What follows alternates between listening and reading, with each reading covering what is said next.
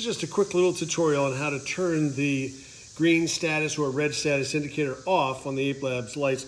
You get this right up to the camera and you'll notice that there's a green LED on right now, and that's just indicating that the unit is on standby. So in essence, I can turn on my remote, I can hit my remote power button, and you can see the light turning on and off. However, when I turn it off, it's not really off, it's on standby.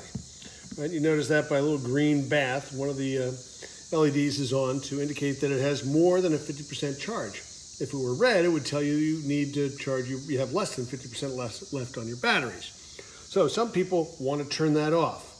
So the best way to do that is to simply turn the unit off. From start, you push and hold this power button right here. You push and hold it for 5 seconds, and you'll see after about 5 seconds, you'll see this blue and white. You'll stop that. You then go to the remote, and if you want to disable that function of the glowing green or red LED battery status indicator, just hit the dim down button once. And it'll flash indicating that that's done. So now let's just test that. I'm going to turn off the light. I'm going to turn it back on. And we have it on now, but I'm going to turn it to standby. And now you can see there's no green bath, no glow indicator in there, right? So we have effectively turned that off.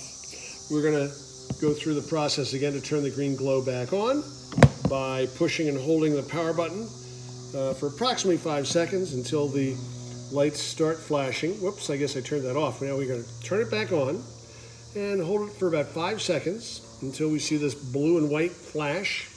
And now to reactivate that green or red battery status indicator light, I'm going to hit the fade up button once. You'll get a green indicator indicating that you have activated it once again. And let's just take a look at that now. So we'll turn the light on standby and you can see the green glow is back once again. So there we go. Hope that helps.